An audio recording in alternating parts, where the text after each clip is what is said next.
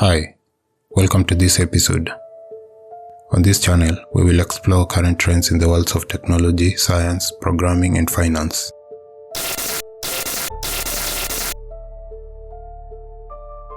With more and more people using them every year, ad blockers are getting more and more popular and show little signs of slowing down. You might have come across an ad for the Pi ad blocker. Get the irony? An ad for an ad blocker. Well, remember Honey, the scandal-ridden Chrome extension that has been publicized in the past few weeks for taking money from creators? Megalag exposed this. By now, you've probably heard about Honey.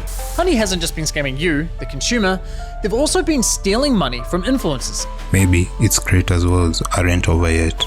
Their next project isn't as transparent as they presented it at first. We are going to explore what they did and how this personally affects you as an individual. What exactly was the issue?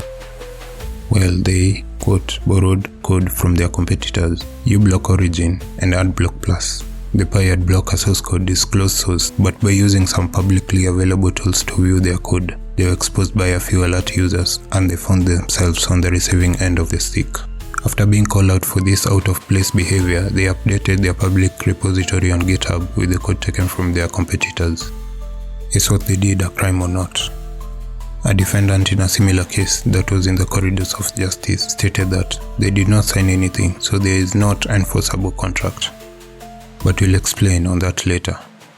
This extension provided a pretty enticing proposal by paying users who installed and used it. More specifically, the extension provides a rewards program that gives out points to users who willingly view limited adverts while other ads are blocked. The publisher says these rewards can be redeemed for cashback. First, let's look at some stats. About 912 million people use ad blocking, with the majority of this coming from the mobile ecosystem, which accounts for about 55% of all ad blocking. Desktop users utilize the remaining portion. About 2 in 5 internet users use ad blockers. Indonesia has the highest proportion of internet users using ad blockers. The main reason for using ad blocks is the number of adverts encountered. Given these stats, it may be an interesting proposal to either the users or the devs to earn from it. The user base is there and may be enticed to bend to the Pi's will, even when doing so sounds counterintuitive.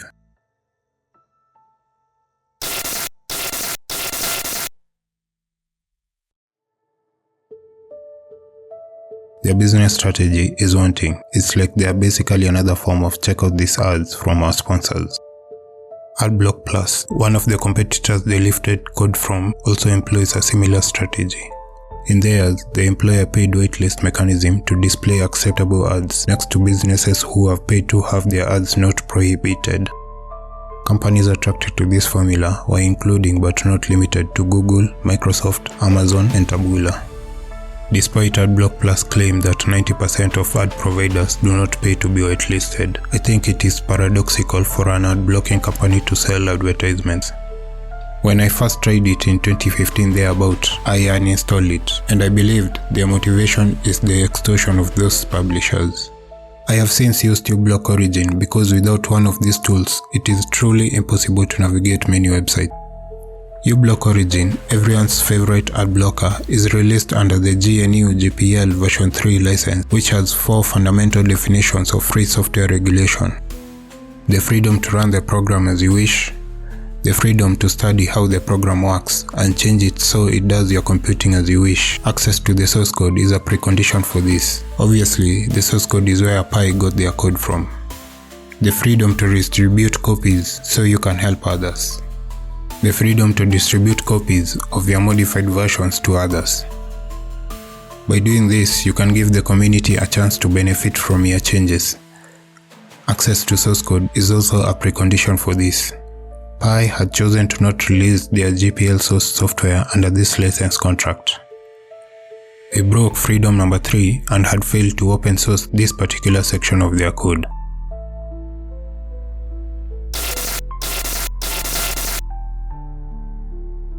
Software that respects the freedom and community of its users is referred to as free software.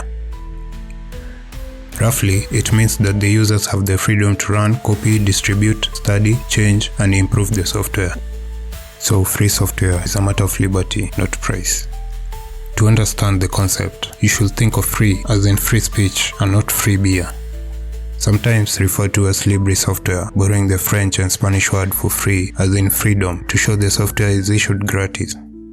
You may have paid money to get copies of a free program, or you may have obtained copies at no charge at all. Regardless of how you got your copy, you always have the freedom to copy and change the software and sell copies if need be.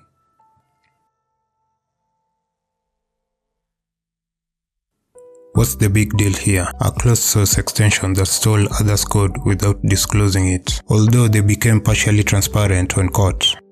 Who knows if it's 100% stealing your data if they are willing to do so on publicly available code? What of the nitty-gritty that aren't in the public eye? Adblock Plus set a precedent for companies to pay to protect their revenue source by allowing them to pay to display ads. My observations in 2024 indicate that Adblock Plus might be in Google's pocket. Mostly, it doesn't block its ads. In order to remove these extra advertisements, which it charges their publishers to display, it now even prompts users to upgrade to a higher tier of subscription. Our data, something more valuable in modern times, can be sold off under the radar. Who knows what goes on under the shadows?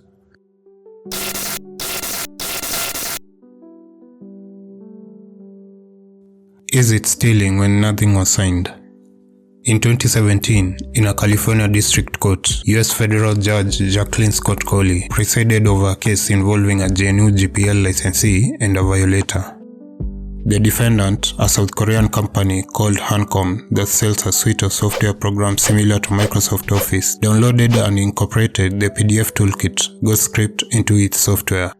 GhostScript is developed and maintained by a California collective called Artifacts, our plaintiffs here.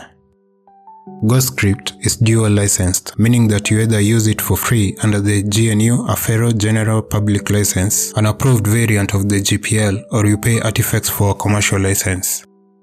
Under the commercial license, you can use the code for your purposes and keep all the source code to yourself. Under the GNU-GPL, you have to follow the rules we outlined earlier in the video, among them a requirement to distribute for free any changes made to GhostScript.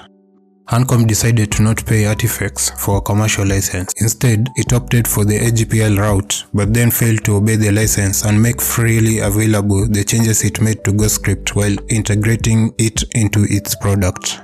Seeing as Hancom was effectively going down the closed source commercial license lane but without paying a dime, Artifacts knocked on the Koreans' door. The GhostScript developer demanded backdated license fees on the hundreds of millions of dollars Hancom had made from the sale of its infringing software. Hancom refused. Artifacts sued. In its defense, Hancom claims various things, including that it is not based in the US, so there cannot be an infringement in the US. But critically, it makes two arguments that get to the heart of the enforceability of the GNU-GPL. That since it did not sign anything when it downloaded Artifacts software, there is no contract to be enforced.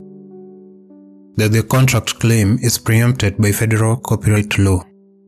Judge Coley broke the legal precedent that had been set for over a decade earlier and ruled that the GNU-GPL is an enforceable legal contract even though it's not actually physically signed.